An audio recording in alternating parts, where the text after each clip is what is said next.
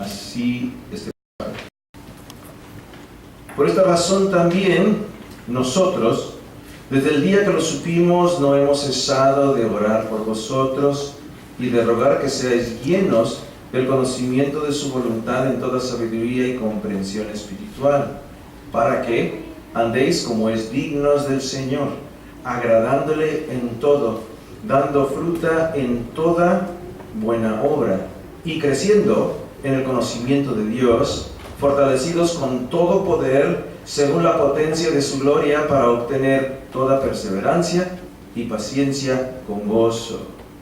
Que Dios bendiga su palabra a nuestras vidas el día de hoy. Pueden ocupar sus lugares.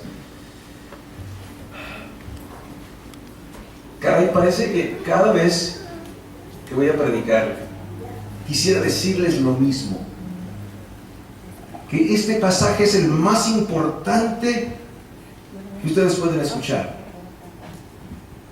Pero ¿saben por qué eso es así? Porque es la verdad.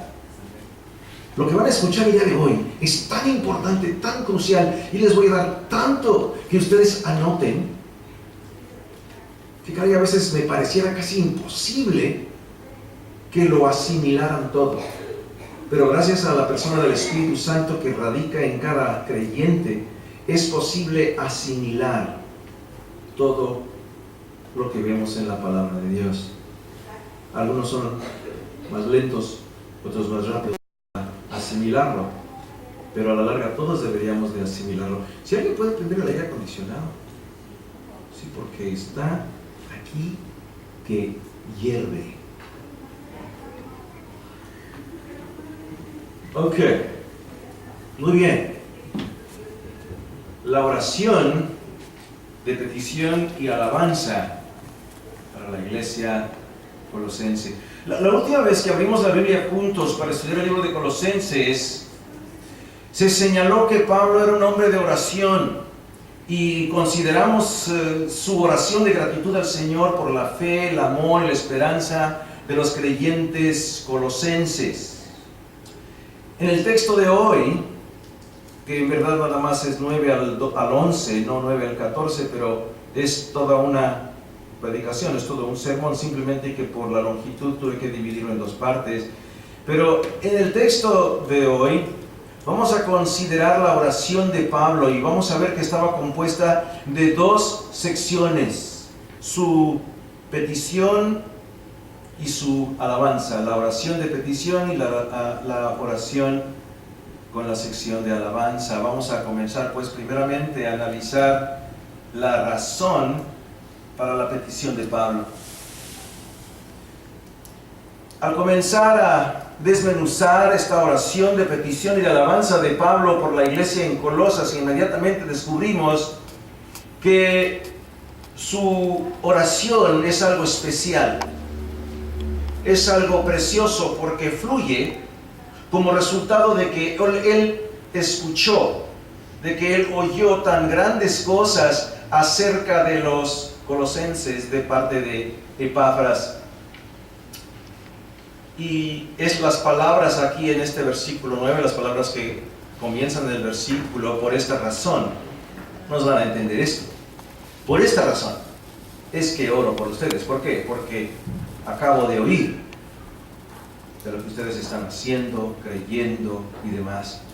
Ahora, démonos cuenta, como Pablo también dice en el versículo 9, también nosotros, desde el día que lo supimos, no hemos cesado de orar por vosotros y de rogar. Ahora debemos entender que Pablo no está diciendo que él y Timoteo, ¿verdad? Porque dice hemos, entonces él está incluyendo a Timoteo que escribe con él. Él no está diciendo que literalmente a cada segundo de su vida que ellos están despiertos, están orando por los colosenses y que ni siquiera pueden entablar una buena conversación con alguien más porque están tan ocupados orando. Eso no es lo que quiere decir Pablo. Cuando él dice que no cesan de orar, más bien lo que él está diciendo es que cada vez que ellos oran, ellos no se olvidan de orar por la iglesia en Colosas. Pablo aparentemente se ha propuesto en su corazón orar por ellos todos los días, tantas veces le lleguen a la mente de él y de Timoteo. Y obviamente Timoteo sigue su ejemplo, porque por eso dice Pablo que Timoteo y yo, hemos orado por ustedes sin cesar. Ahora, los que hemos pasado o estamos pasando o vamos a pasar por una crisis en nuestra vida, sabemos lo que es orar sin cesar. Porque en cada ocasión que nos acordamos de esa situación o de esa persona, la encomendamos a Dios. Déjenme decirles que no hay mejor situación, no hay mejor lugar en que el cristiano se puede encontrar más que orando. Porque es, como ya vimos hace unas semanas, es entonces que uno está en comunión con Dios. ¿Y qué mejor lugar que estar que en comunión con Dios? Además, cuando uno está orando, uno está poniendo en el centro de la atención de Dios, en el centro del ojo de Dios, a la persona o a la situación por la que se está orando. Ahora, para más claramente entender lo que Pablo está diciendo aquí, vamos a definir algunos términos. Primeramente está la palabra proseukomai. Proseukomai es la palabra general, la que se usa típicamente cuando se habla de la oración. Proseukomai en griego significa el ofrecer peticiones. El ofrecer peticiones. Automai significa el pedir, o bien aquí lo traducen correctamente, pedimos, ¿verdad? Pedimos. Ahora, esta es una palabra muy bien escogida por Pablo, pudiera haber utilizado quizá otras palabras, pero esta palabra la escogió porque cuando se utiliza esta palabra, se usa para expresar la idea de que se está pidiendo que algo sea dado a alguien. Algo sea dado a alguien. Y no la idea de que algo se esté pidiendo, no la idea de que se esté pidiendo que algo se dé a alguien. Más bien que sea hecho para alguien. ¿Sí? Se está pidiendo que sea dado, no que algo sea hecho para alguien. Además, esta palabra se usa en el contexto de la oración y tiene el sentido de que un subordinado le pide algo a un superior. Ahora, esto obviamente tiene sentido porque, después de todo, Pablo, aunque era un gran apóstol, era un gran hombre, fue un gran hombre, es un gran hombre porque está vivo, está en el cielo. Su cuerpo está físicamente muerto, pero su alma está viva, él está con el Señor. Entonces Pablo es un gran hombre de Dios y aún así, él es un inferior y Dios es su superior. Así que una palabra muy bien escogida por Pablo para expresar lo que él está haciendo. Él está rogando a Dios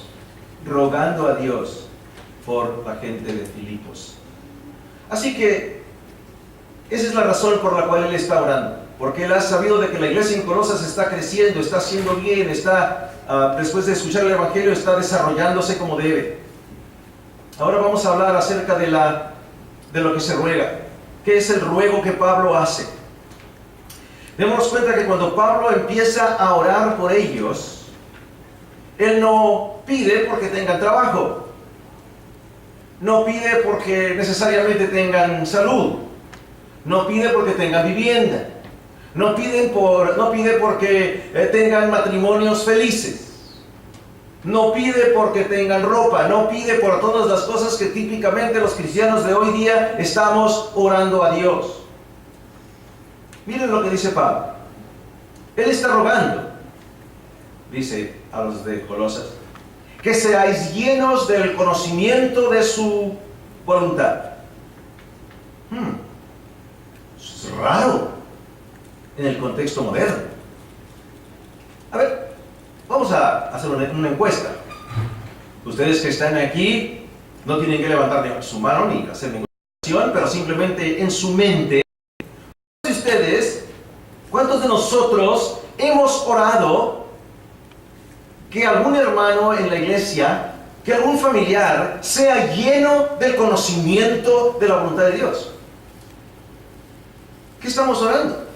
Señor, guárdale, Señor, protégele, Señor, ayúdale, Señor, eso, Señor, lo otro, Señor. Pero no estamos orando porque conozca la voluntad de Dios. Sin embargo, esta es la oración del apóstol. Creo que esto demuestra una superioridad en la relación que él tiene con el Señor, a la que muchas veces nosotros tenemos. Ahora, la petición básica de Pablo por los colosenses es que ellos pudieran estar llenos del conocimiento de la voluntad de Dios. Eso es lo que él quería para ellos. Las palabras llenos y conocimiento tienen que ver con la voluntad de Dios, y son palabras muy interesantes en el griego, porque la palabra llenos es la palabra pleroo y significa una llenura completa. Significa además pleroo un control completo, un control completo. Así que vamos a poner esas definiciones, esas palabras, en el lugar de las que se encuentran actualmente allí. ¿Qué está diciendo Pablo?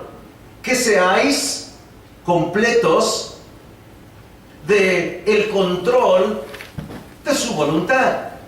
Pablo estaba orando que ellos fueran controlados por la voluntad de Dios.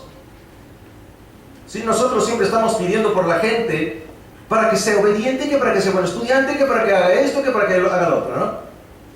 Pero no estamos pidiendo que sean obedientes, controlados por la voluntad de Dios. Miren, escúchenme, madres y padres, abuelos inclusive, porque los abuelos también tienen la responsabilidad de estar orando por los nietos. Olvídense de estar orando por cosas triviales. Ay, de que le vaya bien en su trabajo, ay, de que le vaya bien en su escuela. ¿Qué? Eso es trivial. Eso es, aunque yo sé que viene con toda buena intención, pero eso no sirve. Eso en verdad es basurita, es paja. En comparación, por el hecho de que tú oraras por tu nieto, tu hijo, tu sobrino, quien sea, tu esposo inclusive, que esté controlado por la voluntad de Dios. Porque si todas esas personas que mencioné, todas esas relaciones que mencioné, están controladas por la voluntad de Dios, ¿cómo van a hacer ellos en su trabajo? Excelente.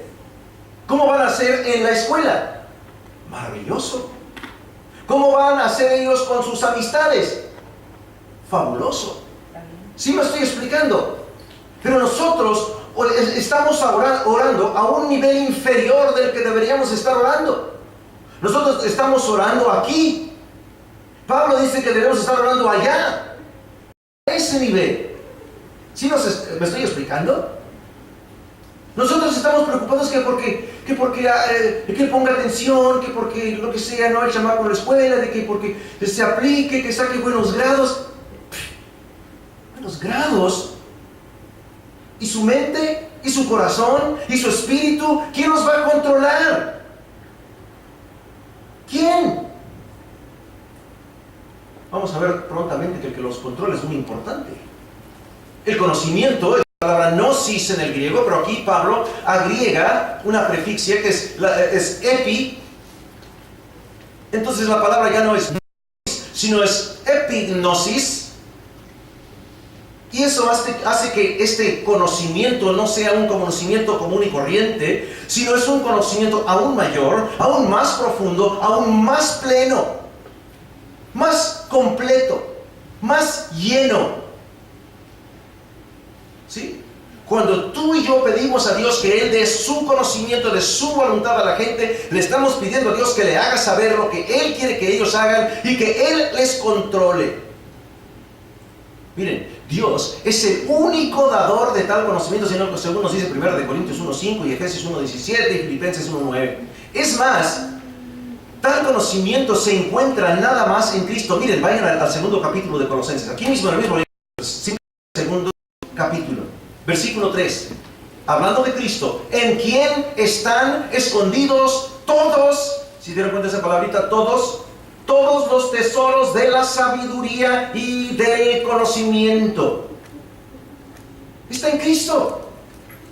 Padres, madres, nosotros nos preocupamos por nuestros hijos de que ellos hagan su tarea. Tienes que hacer tu tarea. Yo no tengo nada contra la tarea. Excelente que hagan la tarea. Si así no están viendo televisión o escuchando porquerías. Pero ¿saben qué? Más importante que la tarea es que tengan el conocimiento pleno de la voluntad de Dios. ¿Y dónde lo van a conseguir? A través de la persona de Cristo, en las Escrituras. Eso es más importante. Pablo siempre oraba que los creyentes tuvieran un conocimiento mayor de la voluntad de Dios. Eso es lo que oró por la iglesia en Corinto, según 1 de Corintios 1:5. Eso es lo que pidió por los de Efeso, en Efesios 1:17. Es lo que pedía por los creyentes en Filipos, según Filipenses 1:9. Pablo siempre estaba orando por que la gente conociera la voluntad de Dios, porque la gente tuviera un mayor conocimiento de la voluntad de Dios. Y claro, no podía orar nada menos por la gente en Colosas también. Él quería que a ellos se les diera un conocimiento lleno, un conocimiento completo, un conocimiento profundo, específicamente un conocimiento detallado de la voluntad de Dios. Y esto es posible solamente cuando uno conoce a Cristo mejor. Porque una vez más, todo conocimiento, según Colosenses 2:3, se encuentra ¿dónde? En Cristo. No se encuentra en los libros, no se encuentra en el internet, no se encuentra en Facebook, no se encuentra en ninguna parte más que en Cristo. ¿Y dónde aprenden de Cristo? En la palabra de Dios. ¿Y dónde se enseña la palabra de Dios? En la casa y en la iglesia. Estamos prontos a empezar Aguana. Estamos muy próximos a empezar Aguana. ¿Saben qué, padres? Por favor, vamos a decirlo en palabras bíblicas: no os hagáis. Traed a vuestros hijos para que aprendan del conocimiento de la voluntad de Dios. La tarea no es más importante que el conocimiento de la palabra de Dios. ¿Sí me escucharon? Hello. La tarea no es más importante que el conocimiento de la palabra de Dios, porque la palabra de Dios les va a forjar su carácter, su personalidad, y les va a convertir en los hombres y mujeres que Dios quiere. El estudio simplemente les da conocimiento intelectual, que a lo mejor les ayuda a lograr algo en el ramo físico de la tierra, pero no como personas. No como creyentes, no como futuros padres o esposos en una relación. ¿Hello? ¿Están despiertos? Si los cristianos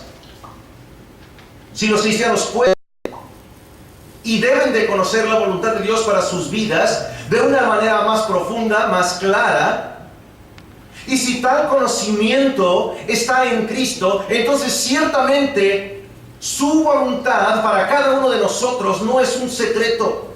No es como que Dios anda escondiendo su voluntad para nuestras vidas. No es como que la voluntad de Dios es algo inaccesible para nosotros, algo por lo que tenemos que ir a escarbar y a minar como si fuéramos mineros de conocimiento de la voluntad de Dios. No es así. Al contrario, muy al contrario. Dios ha hecho su voluntad bien clara a nosotros. Nos la ha revelado plenamente en las Escrituras. Estas Escrituras revelan la voluntad de Dios y revelan a Cristo mismo. Por ejemplo, y no les dé miedo a anotar estas cosas, no se me queden ahí sentaditos porque luego se me distraen, no empiezan a pensar en otras cosas y tomen notas en lo que aún lo que no está en el bosquejo, escríbanlo. ¿Ok? Así que las Escrituras nos hablan acerca de las cosas que Dios tiene para nosotros como parte de su voluntad. Por ejemplo, las Escrituras nos dicen que es la voluntad de Dios que una persona sea salva, según 1 de Timoteo 2:4, que la persona sea salva, 1 de Timoteo 2:4, que la persona esté llena del Espíritu, Efesios 5:18, mas estad llenos del Espíritu Santo. ¿Sí? 5:18 de Efesios. Es la voluntad de Dios que toda persona viva una vida de moralidad santa. 1 de Tesalonicenses 4, versículo 3. Además, es la voluntad de Dios que todos estemos sujetos a las leyes del gobierno debajo del cual vivimos. 1 de Pedro 2, 13 al 15. Dios no quiere chuecuras, no quiere tranzas, quiere que seamos obedientes a las leyes. Además es la voluntad de Dios que todos demos gracias en absolutamente todo. Primera de Tesalonicenses 5:18. Dad gracias en todo, pues es la voluntad de Dios en Cristo Jesús para vosotros.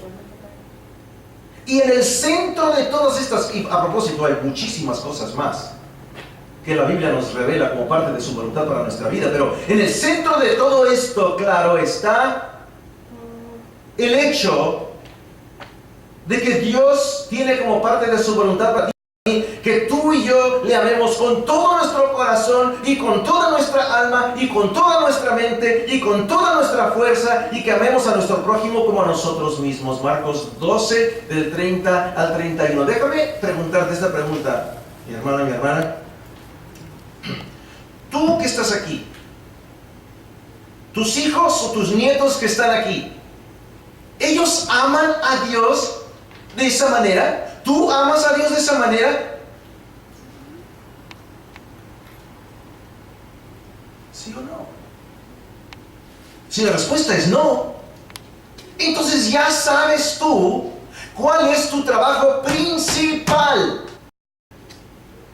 Tu trabajo principal para con ellos es de enseñarles a amar a Dios con todo su corazón y con toda su alma y con toda su mente y con todas sus fuerzas. Ese es tu deber. Eso no es el deber de la iglesia. Y luego padres sinvergüenzas tienen la audacia de preguntarle al chamaco cuando viene el chamaco a conocerlo y le rezonga, lo hace alguna otra persona. Eso lo te enseñan en la iglesia. ¿Qué? No, padre, madrecita, es lo que tú le estás enseñando en tu casa. Por eso se comporta así tu chamaco así. Miren, si nosotros podemos conocer la voluntad de Dios, entonces lo más lógico es que vamos a buscar conocer esa voluntad, y luego nuestra vida va a mostrar un patrón que comprueba que tú y yo buscamos cumplir la voluntad de Dios. Y esto se ve en las decisiones que tomamos. Cuando tú y yo estamos buscando la voluntad de Dios, Dios nos revela su voluntad. Y luego nosotros mostramos que estamos buscando su voluntad con las decisiones que tomamos. Bueno, ahora yo sé que la vida a veces nos presenta con ciertas oportunidades para tomar decisiones, y que tales decisiones a lo mejor no están tan claramente delineadas en las Escrituras.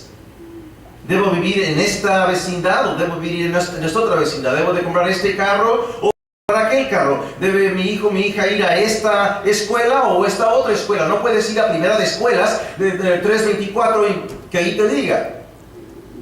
No puedes. Mas sin embargo, creo yo que a veces los cristianos hacemos el conocer de la voluntad de Dios algo más difícil de lo que en realidad es. Y una de las razones por las cuales a veces se nos hace tan difícil tomar una decisión y saber y estar confiados de que esa es la voluntad de Dios es porque demasiadas veces tratamos de tomar decisiones sin echar mano, sin usar, que es la palabra que van a llenar ahí en su hueco, sin usar los recursos que Dios ha puesto a tu disposición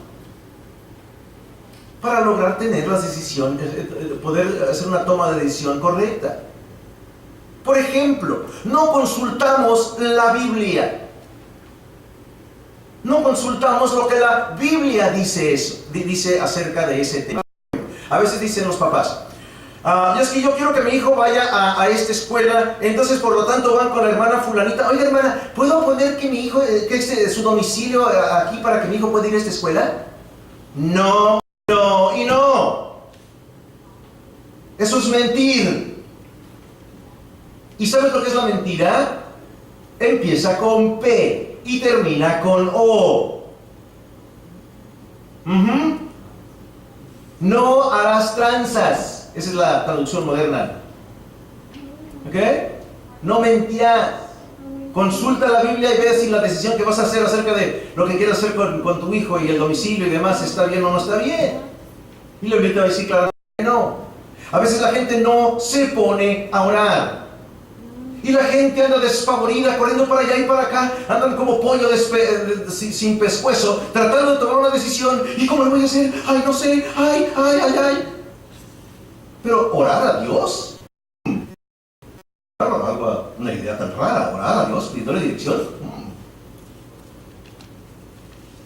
Luego, otra cosa que hacemos, o que no hacemos más bien, y que a veces nos presenta problemas en una toma de decisiones correctas, es que no pedimos consejo. Hay una familia aquí en la iglesia en particular, que cuando se presenta un problema, ¿sabe qué hacen siempre? Me llaman. ¿Y saben qué? ¡Qué bueno! Porque están pidiendo consejo, están pidiendo dirección.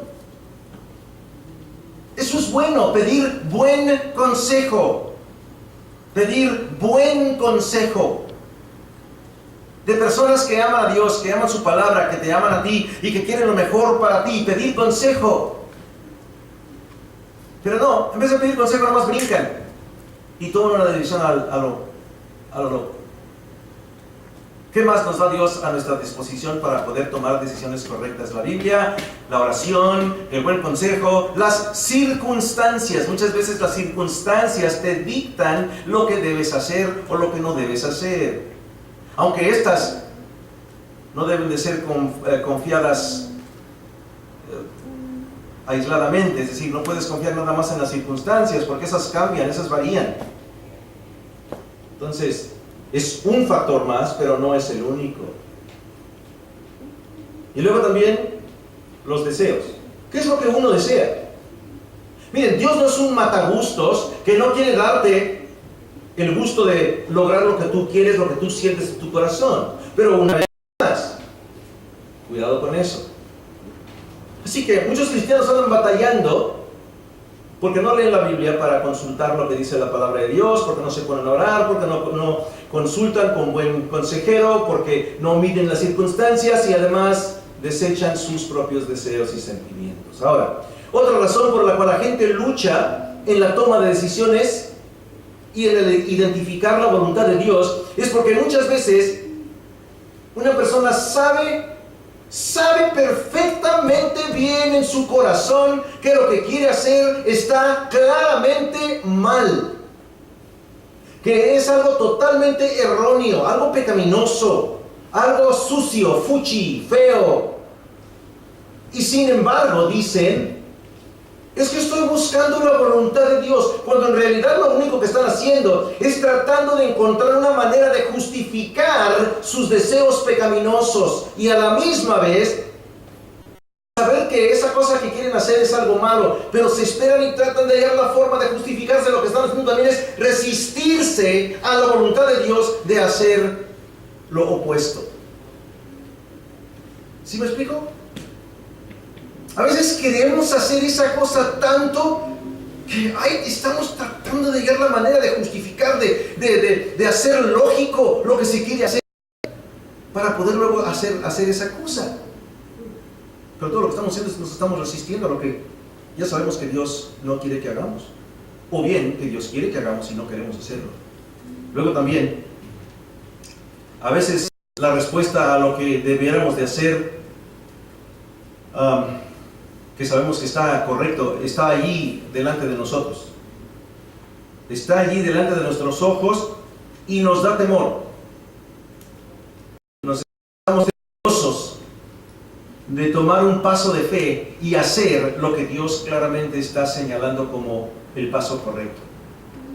Déjame explicar un poquito lo que quiero decir con esto.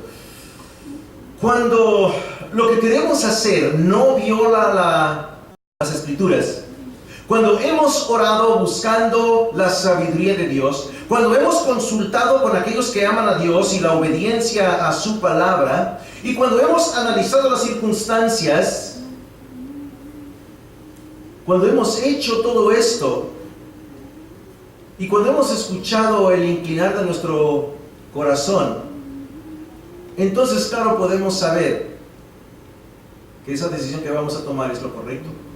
Pero a veces necesitamos confiar en Dios un poquito más.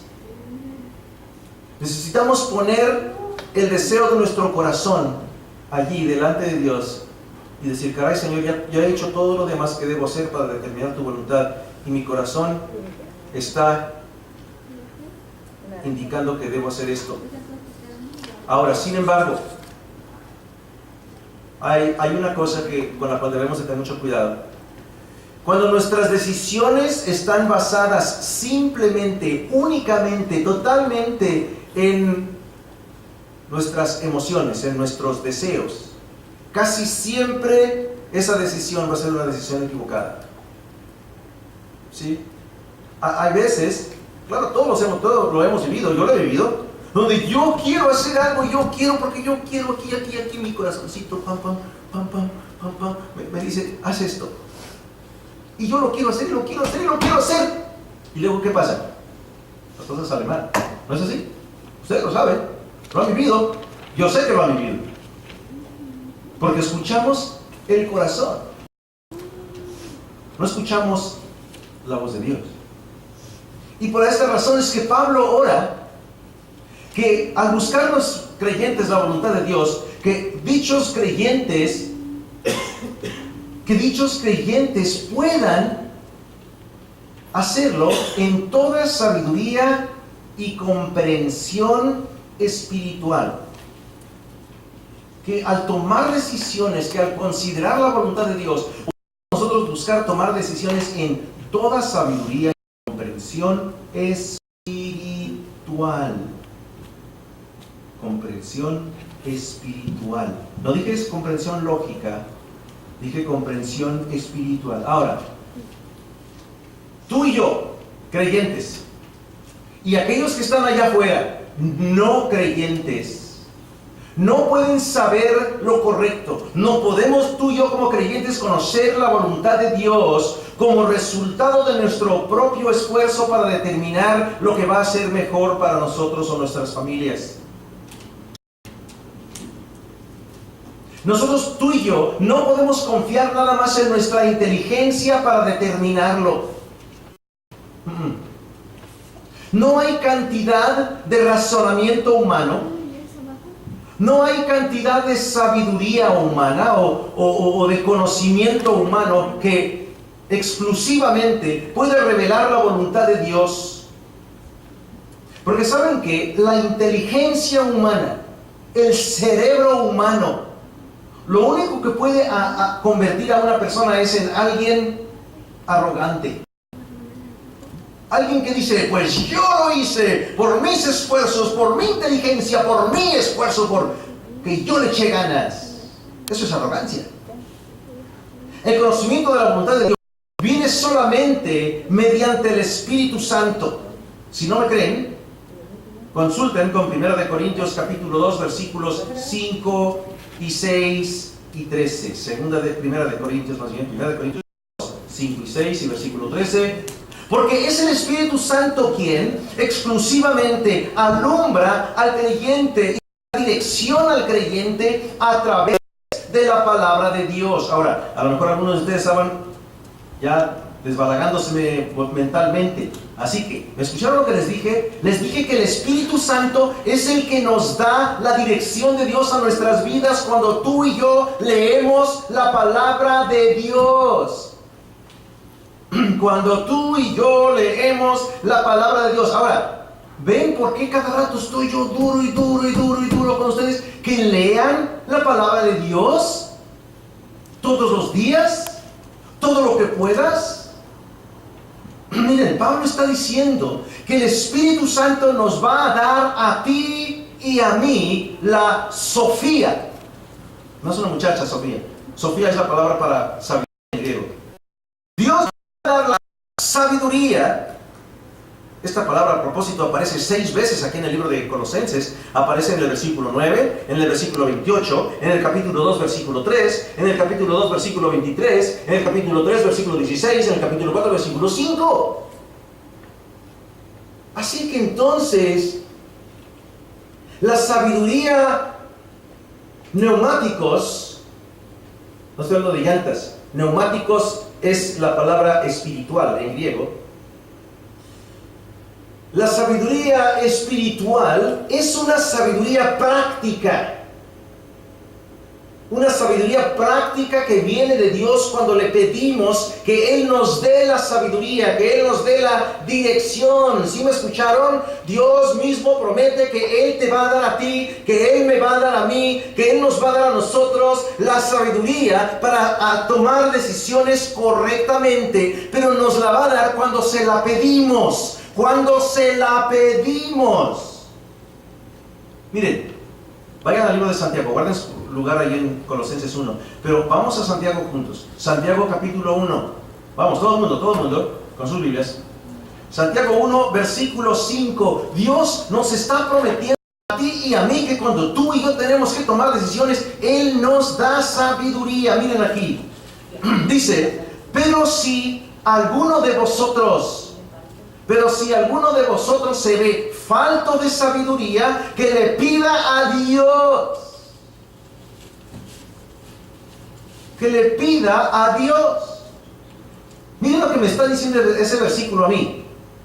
Si alguno, es decir, ya no está hablando en grupos, no está hablando a una iglesia, está hablando a los individuos, a ti que estás tú sentada, a ti mujer, a ti varón, a mí como individuos. Pero si tú varón o tú mujer necesitas sabiduría, estás falto de sabiduría, que la pida a Dios. Ahora, ¿cuánta sabiduría tiene Dios? Toda la sabiduría que hay.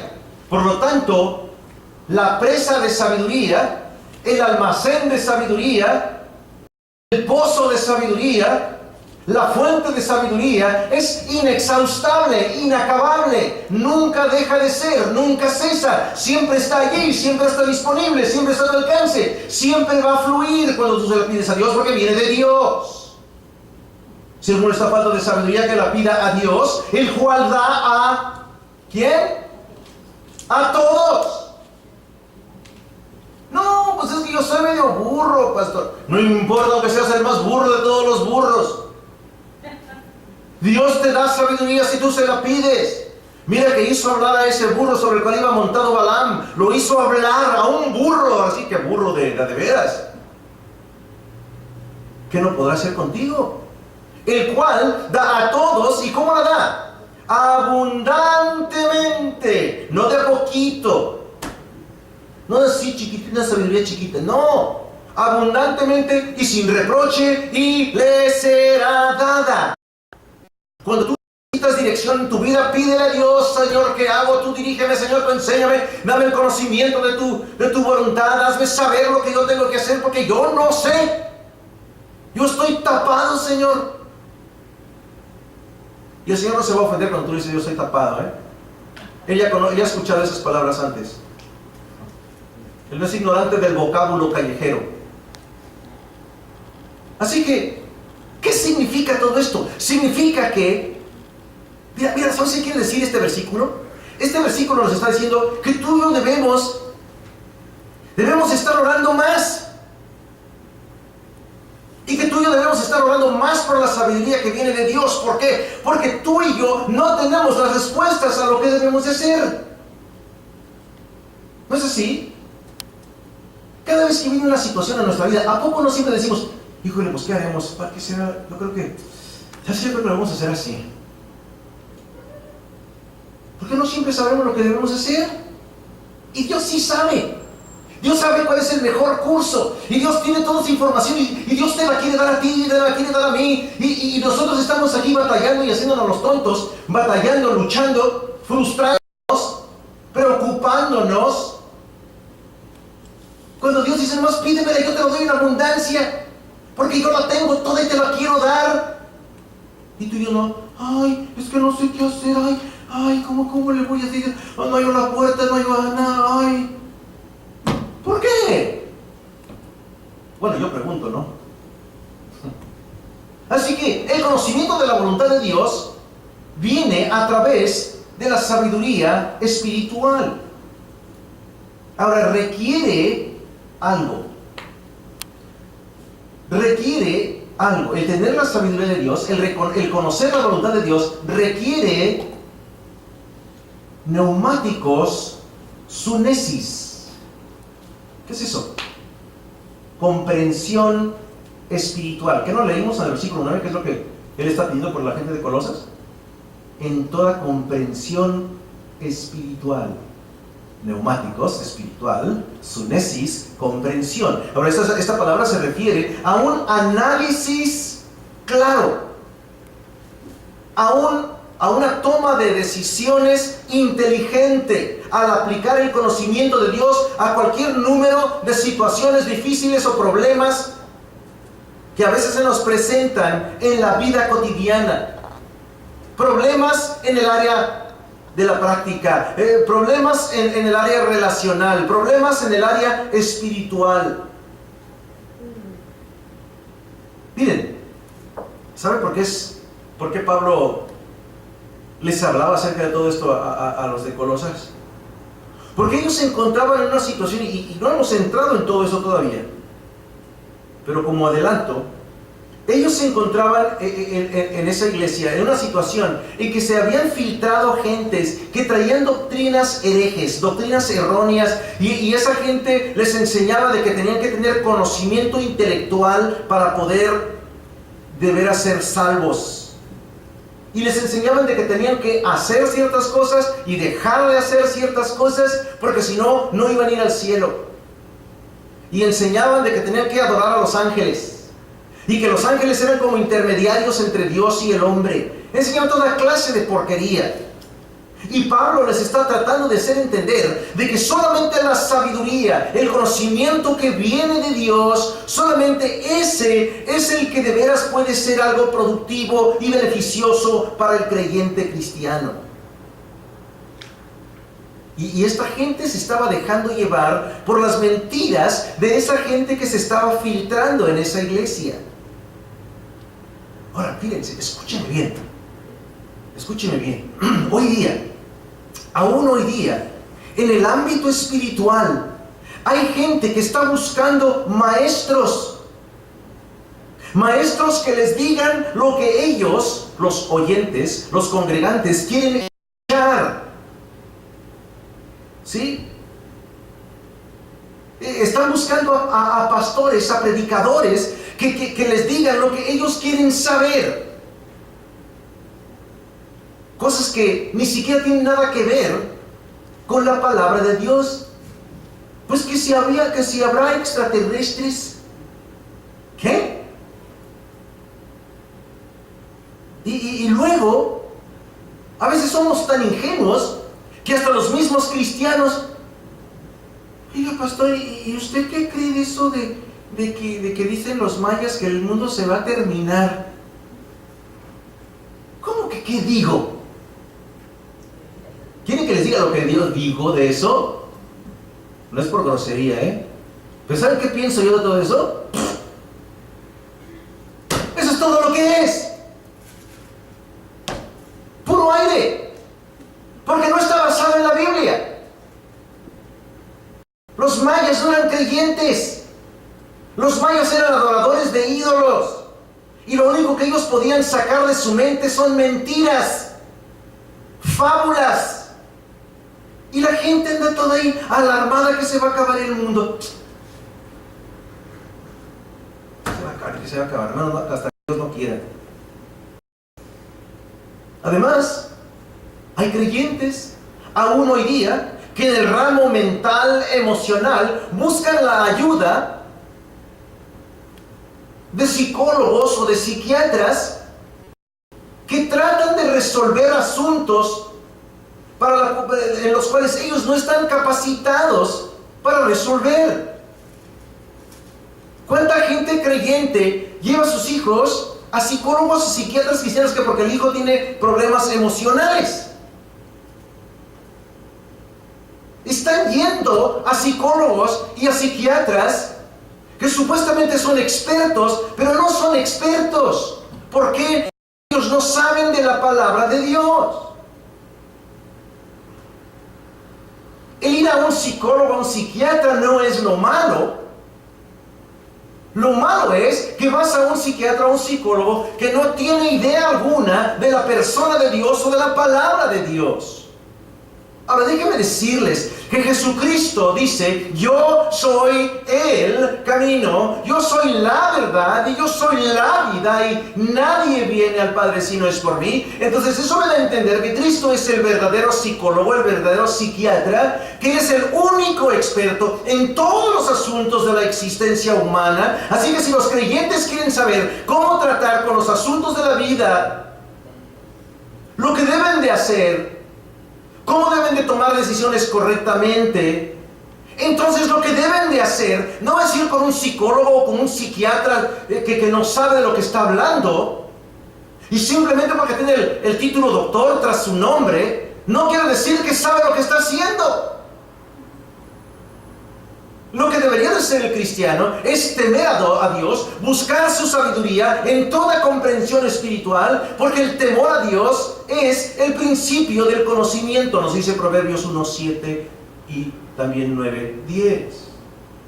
Ahora, habiendo dicho eso, yo entiendo que a veces hay ciertas condiciones médicas, ciertas condiciones de química interna en la gente, y a veces la gente necesita la ayuda de expertos humanos. A veces hay ciertos imbalances químicos en el cerebro que hacen necesario que la persona tome medicina para ayudarle a controlarse, a no sentirse tan deprimida o para poder enfocarse en su atención. Pero eso no es algo espiritual, eso no es algo emocional, eso es algo físico. Y para ello, sí, claro que hay que ir y hay que consultar con los expertos en esas áreas. Pero de lo que yo estoy hablando es que cuando personas empiezan a tener problemas en su matrimonio, o empiezan a tener problemas con sus hijos, de pronto van con el psicólogo o con el psiquiatra para tratar de arreglar sus problemas, y van con gente que no sabe nada, con gente que, como dice Cristo, Jesucristo mismo lo dice, no lo digo yo, lo dice Cristo, en Juan 8:44, son hijos del diablo. A su pareja con los hijos del diablo, en vez de ir directamente con Dios, que dice: pídeme sabiduría y yo te la doy en abundancia. ¿Sí me estoy explicando? Proverbios 19:2 dice que la ausencia del conocimiento de la voluntad de Dios no es bueno para una persona. Además, la falta de conocimiento de la voluntad de Dios siempre va a resultar en una conducta que trae consecuencias tristes, tal como lo hizo por Israel, cuando Israel cae en el cautiverio dado a su pecado, según Isaías 5:3. Hay resultados a no tener la sabiduría de Dios. Tercero, la falta del conocimiento de la voluntad de Dios nos puede llevar a la destrucción, tal como le ocurrió a Israel. Eso exactamente a Israel. ¿Ustedes se acuerdan? Ya estudiamos Nehemías y Esther y ¿cómo se llama? Nehemías y Esther y el otro. En fin, estudiamos esos libros que nos hablan acerca del cautiverio, ¿no? Y obviamente ellos caen en ese cautiverio en base a su pecado. Y en 186 antes de Cristo, el reino del norte fue destruido y la gente fue dispersada, y luego después en 586 antes de Cristo cayeron las otras dos tribus, Judá y Benjamín, en el cautiverio a Babilonia. Bueno, luego cuarto, la falta de conocimiento de la voluntad de Dios resulta en una inmadurez espiritual. Es lo que dice 1 Corintios 14:20. Miren cómo Pablo nos hace un dibujo en palabras y cómo explica él esta verdad. El hecho de que la sabiduría de Dios nos hace falta si no nos va mal. En Efesios 4:12 dice el apóstol Pablo así: para que ya no sea, o sea, hablando de que necesitamos tener el conocimiento de la voluntad de Dios, para que ya no seamos niños, sacudidos por las olas y llevados de aquí para allá por todo viento de doctrina, por la astucia de los hombres, por las artimañas engañadoras del error. Vamos a ver nuestro último punto en el bosquejo del día de hoy: los resultados de estar llenos del conocimiento de la voluntad de Dios. Aquí en nuestro texto, en los versículos 10 y 11, se nos dan algunos de los resultados de tener un conocimiento profundo de la voluntad de Dios. Tú y yo debemos de buscar estar llenos, estar controlados, ¿te acuerdas? Controlados por el conocimiento de la voluntad de Dios en toda comprensión espiritual, primero, nos dice Pablo, para que andéis como es digno del Señor, agradándole todo. Para que andéis dignos del Señor, agradándole en todo. Mira, la razón que tú y yo queremos saber qué es lo correcto y qué es lo que debemos hacer, no es para que en la iglesia la gente esté contenta contigo. No es para que no haya de qué criticarte. No es para que los no creyentes, los pecadores, no digan, cristianito, mira nomás. La razón que nosotros buscamos conocer la voluntad de Dios no es para quedar bien con el pastor. La razón que nosotros buscamos conocer la voluntad de Dios y hacerla no es para poder llegar al cielo.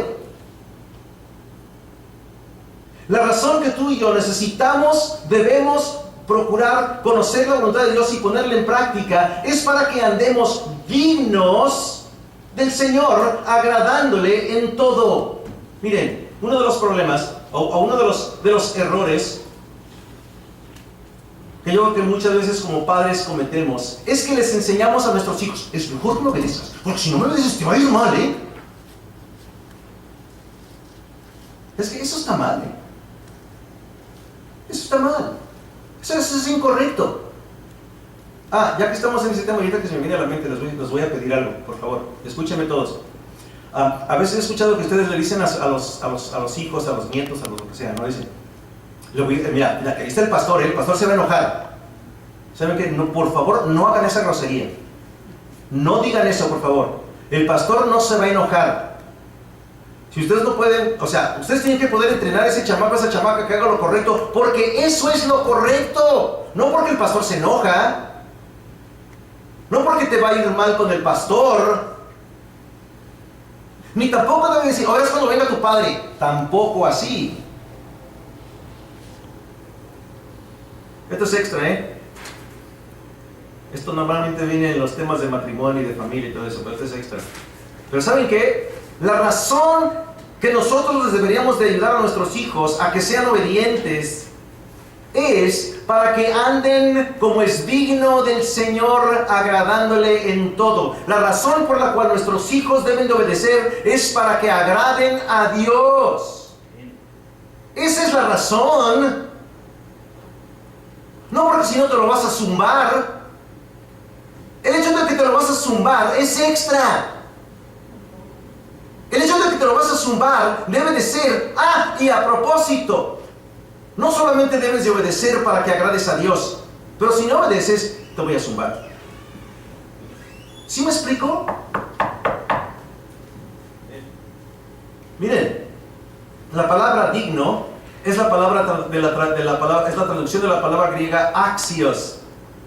Axios significa literalmente un peso igual. Un peso igual. O sea, lo que Pablo está diciendo es entonces que los cristianos debemos de conducirnos de tal manera que nosotros cumplimos, que nosotros llegamos al nivel que nosotros igualamos, ¿sí? Igualamos, peso igual, ¿no? Igualamos el estándar de santidad de Dios. Esta debería de ser nuestra meta para nosotros como adultos y para nuestros hijos como hijos que son como menores o aún si son hijos que están viviendo en casa. Que igualen en sus vidas el nivel de santidad que Dios tiene. Esa es la meta. Esa es la meta. Pablo, miren cómo lo expresa, no Pablo, sino Pedro, cómo lo expresa Pedro en 1 de Pedro 1, versículos 14 y 15.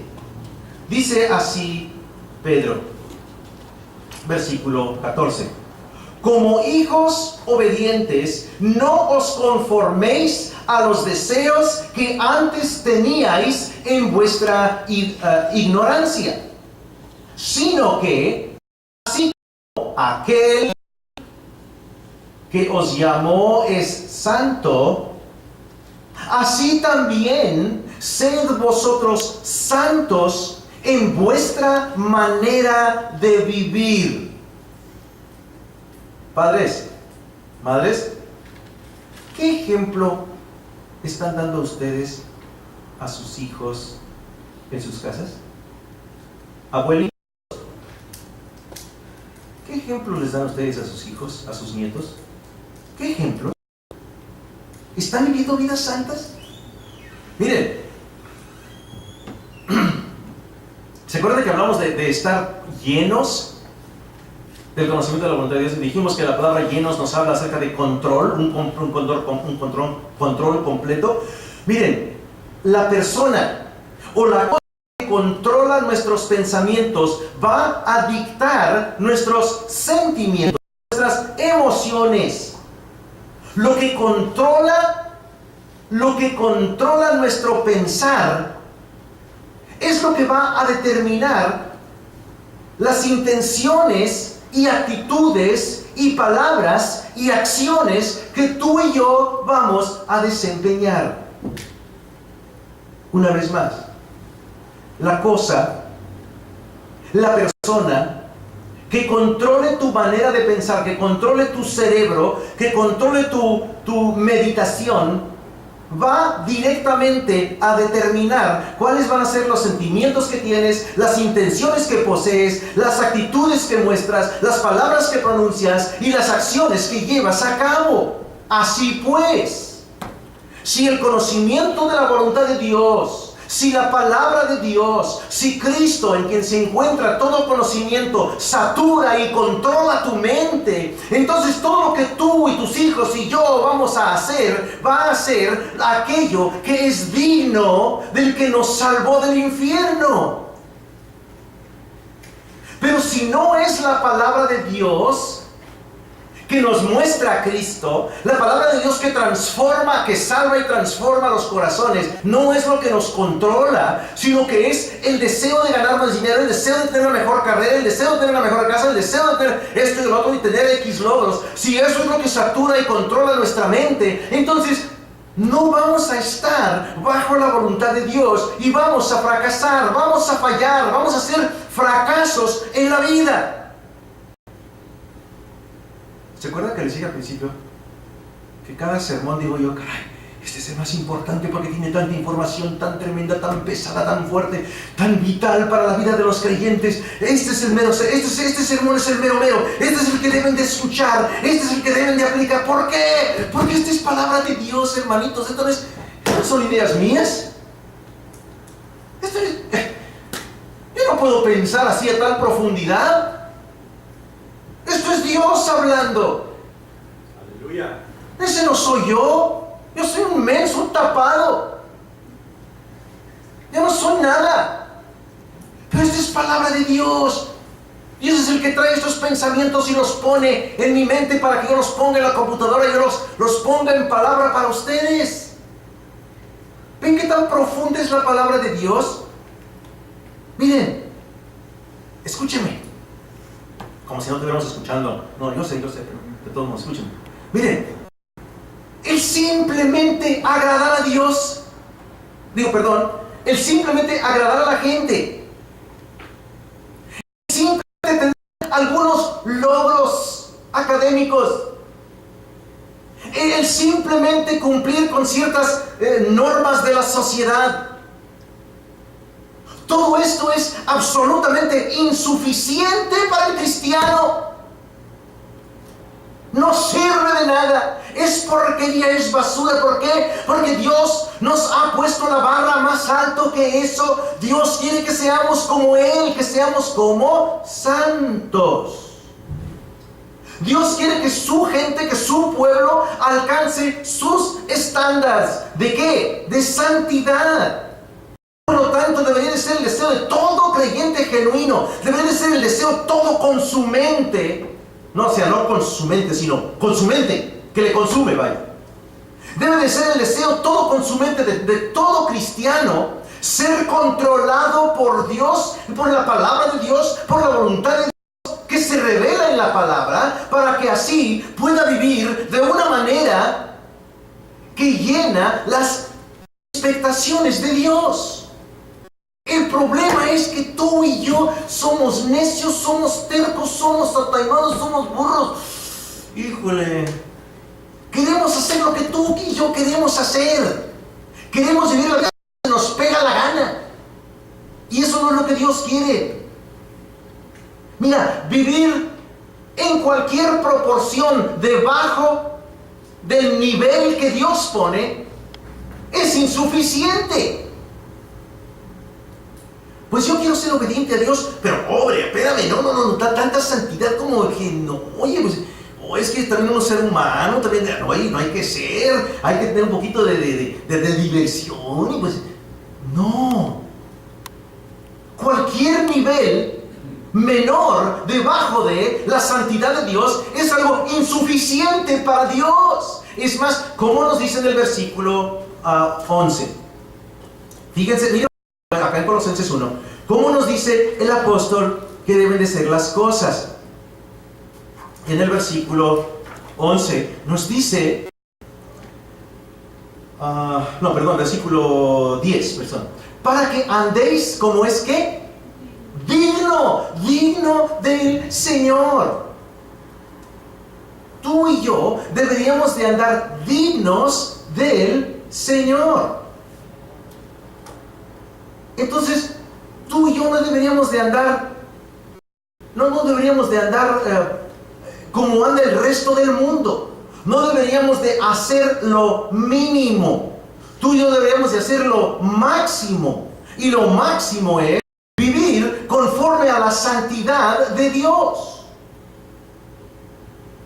Vivir conforme a lo que Dios espera de ti y de mí. Así que vivir en cualquier posición inferior al estándar de santidad de Dios es indigno de Dios. Y además no le agrada a Dios. Y claro, es algo infructuoso y algo dañino para el creyente, ya lo vimos. Segundo, el conocimiento de la voluntad de Dios en toda comprensión espiritual, sabiduría y comprensión espiritual, resultará en que demos fruto en toda buena obra. Esto dice el versículo 10, ¿no? Dando fruto en toda buena obra. Dios quiere que tú y yo demos fruto. Es lo que Cristo dice en Juan 15, versículo 5, 6 y 7, que quiere que demos fruto. Ahora, la cosa es, ¿cómo damos fruto tú y yo? Vamos a hablar, ¿qué es fruto? Aquí venimos. Primeramente, las Escrituras nos definen lo que es el fruto de la siguiente manera. Primeramente, que nosotros presentemos el Evangelio de tal manera que lleguen nuevos creyentes, que hayan nuevos creyentes. Hermanos, nuestra iglesia solamente va a crecer cuando tú das frutos, porque estás predicando el Evangelio a la gente que te rodea, a la gente con la que te rozas, a la gente que está junto de ti en tus departamentos, en el lugar donde vive tu vivienda, lo que sea. Cuando tú les presentas el Evangelio es cuando estás dando fruto. Cuando ellos vienen a Cristo, estás dando fruto. ¿Qué dice Cristo? Yo soy la vid, vosotros sois los pámpanos. Ok, pámpanos. ¿Se acuerdan que el domingo pasado les dije que todos somos pescadores? Nosotros somos pescadores y somos pámpanos. ¿Ah? Alguien te dice, ¿qué haces tú? ¿A qué te dedicas? No, soy pámpano. ¿Eh? Eso lo dice Cristo, ¿no? Yo soy la vid, vosotros sois los pámpanos. Así que pampanitos, traigan otros pampanitos. Háblenles de Cristo. Bueno, segundo, el dar fruto es ofrecer alabanza a Dios, según Hebreos 13:15. Ofrecer alabanza. Hoy hace rato estuvimos ofreciendo alabanza a Dios mediante el canto. Al ratito vamos a ofrecerle alabanza a Dios mediante nuestras ofrendas y demás, ¿verdad? Luego, el dar frutos es dar económicamente al Señor. es lo que acabo de mencionar ahorita, Romanos 15, 26 al 28. El dar fruto es vivir rectamente, según Hebreo 12, 11. Y además, el dar fruto es mostrar las actitudes con las cuales el Espíritu Santo infunde a todo creyente y enriquece su vida. Los creyentes el fruto del amor, gozo, paz, paciencia, etc. Gálatas 5, 22 al 23. Bueno, tercero, el conocimiento de la voluntad de Dios en toda comprensión espiritual, en toda sabiduría y comprensión espiritual, va a resultar en que vamos a estar nosotros creciendo en el conocimiento de Dios. Cuando tú buscas la voluntad de Dios y cumples la voluntad de Dios, ¿sabes qué va a pasar? Vas a empezar a crecer espiritualmente. Dios va a empezar a transformar tu corazón y vas a ser una persona diferente. Y ya no vas a ser tan enojón, tan corajudo, celoso, tan, me atrevo a decirlo, tan mañoso, ¿no? Tan desobediente. El crecer en el conocimiento de Dios, escúchenme, es un proceso unido, un proceso que se lleva a cabo en dos partes. Primeramente, está el esfuerzo del creyente por conocer la voluntad de Dios, y luego el creyente es infundido por la gracia de Dios mediante el Espíritu Santo que le permite ir creciendo. Bueno, sin la obra del Espíritu Santo en la vida de los creyentes sería imposible crecer, ¿sí? Miren, por eso es que, cuando la gente no viene a la iglesia, ¿qué le pasa? Se empieza a apagar, se empieza a desanimar, se empieza a quererse ya no venir a la iglesia. ¿Por qué? Porque el Espíritu Santo no está trabajando, no están escuchando la palabra de Dios, tienen malos hábitos, no leen su Biblia en su casa, no están orando en su casa como debieran, no están teniendo comunión con los hermanos, no están evangelizando, y luego quieren no tener problemas, y luego quieren sentirse a gusto, y luego quieren saber por qué hay problemas en sus matrimonios. ¿Por qué será? Pero cuando llega el crecimiento, hay ciertas evidencias que se dejan entrever. Cuando una persona empieza a crecer en Cristo, miren lo que empieza a pasar cuando una persona conoce la voluntad de Dios y la cumple. Primeramente, tiene un mayor amor por la palabra de Dios. Es lo que nos promete Salmo 119, versículos 163 y 165. Además, tiene una mayor fe. Es lo que promete 2 Corintios 10:15. Tiene una mayor obediencia a la palabra de Dios, 1 Juan 2, versículos 3 al 5. Y tiene un mayor amor por los hermanos Filipenses 1:9. ¿Se acuerdan que lo que les dije yo cuando primero empezamos? Ay, me encanta estar aquí con ustedes. Me encantaría llevármelos todos a la casa y tenerlos todos ahí conmigo todo el tiempo. Me encantaría. Y estar, ¿saben qué? Vamos a cantar. ¿Saben qué? Vamos a estudiar la palabra. ¿Saben qué? Me encantaría. Por eso yo creo que estoy tan ansioso de llegar al cielo. Porque todo lo que vamos a estar haciendo todo el día en el cielo, alabando a Dios, comunión con los hermanos, cantando y cantando más y alabando a Dios y cantando. ¡Qué bárbaro! O sea, tremendo, ¿no? Conociendo a Cristo más. Y yo no sé si vamos a hacerlo, pero a lo mejor le vamos a estar haciendo preguntas.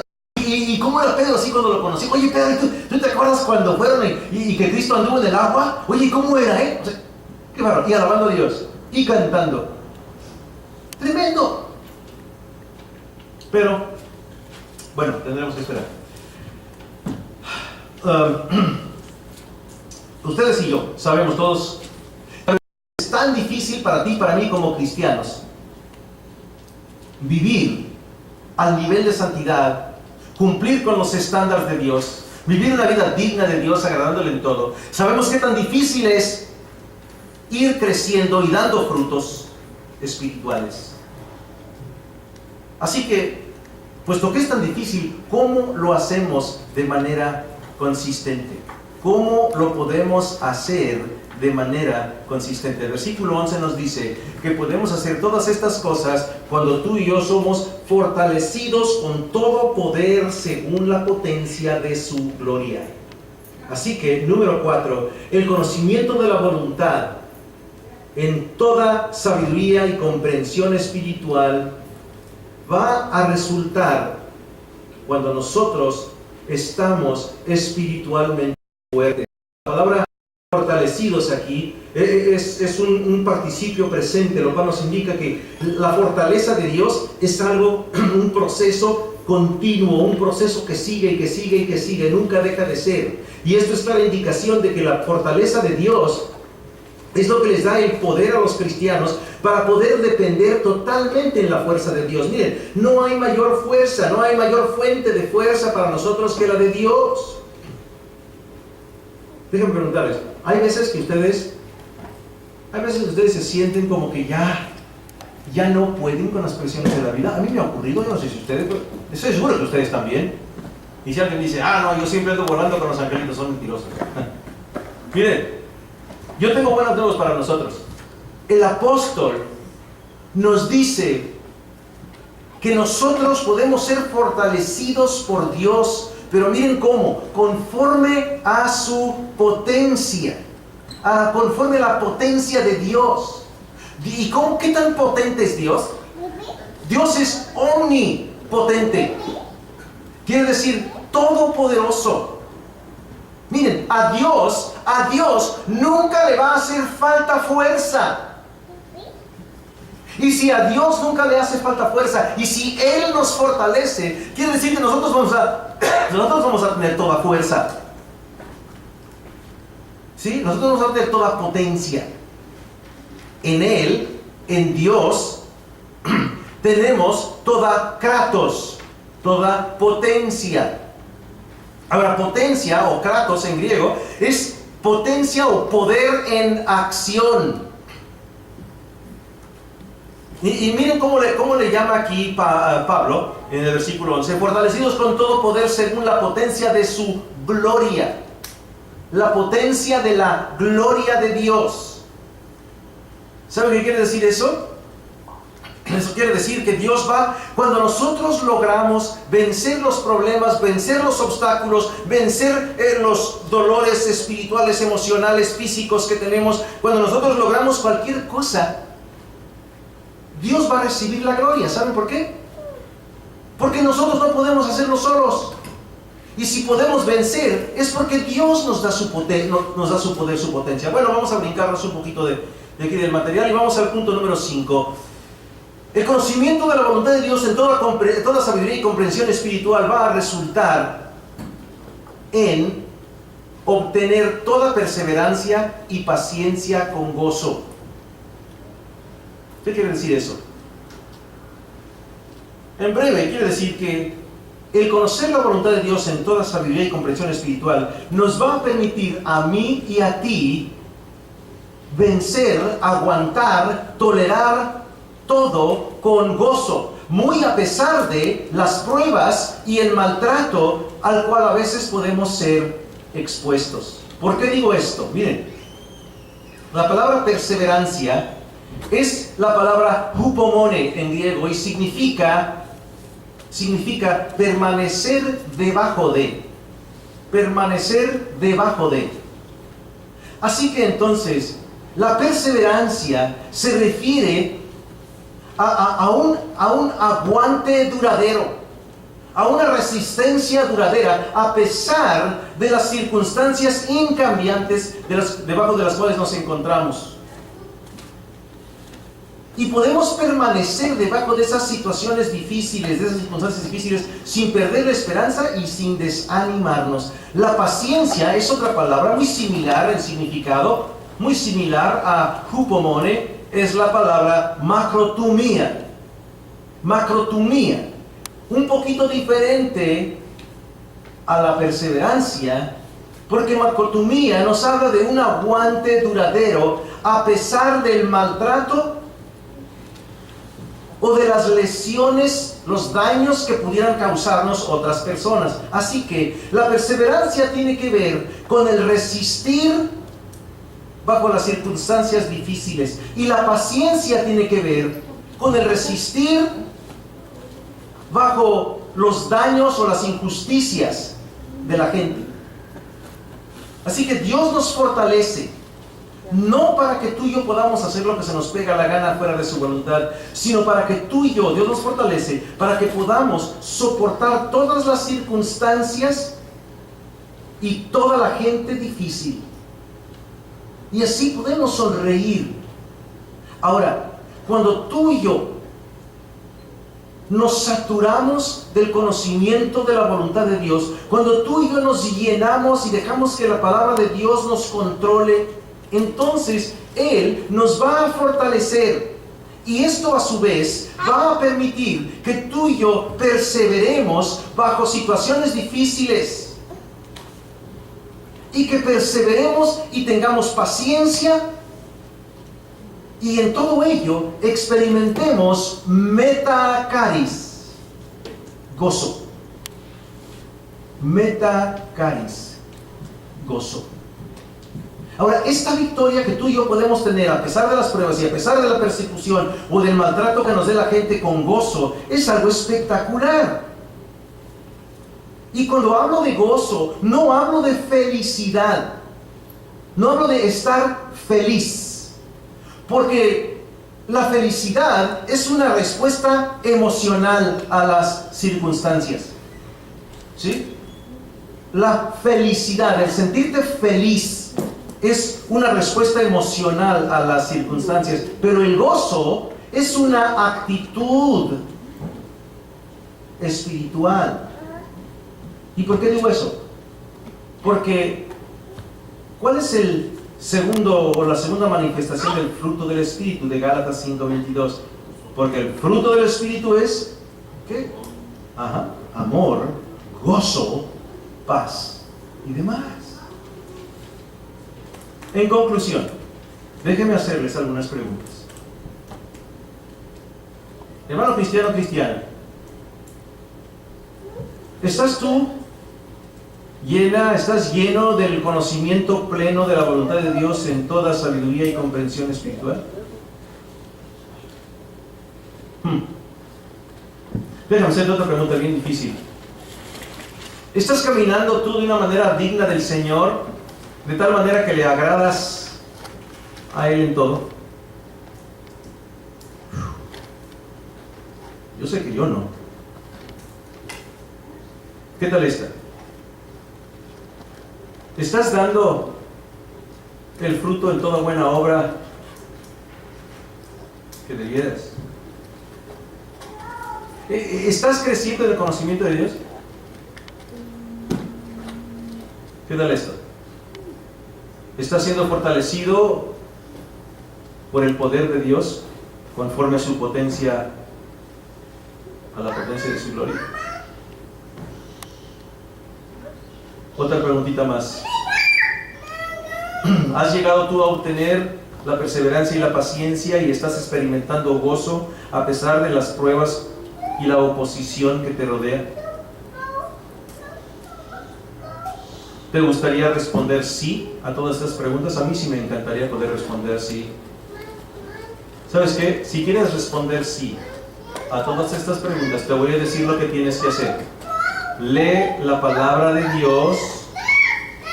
Lee la palabra de Dios para que así puedas conocer al Señor y estar lleno del conocimiento de su voluntad para tu vida. Lee la palabra de Dios, aplícala en tu vida y así Dios va a darte pleno conocimiento de su voluntad. Vas a poder vivir de manera santa a Él. Vas a poder experimentar su fortaleza en las situaciones y con las personas difíciles. Vas a ser un creyente victorioso. Vamos a orar.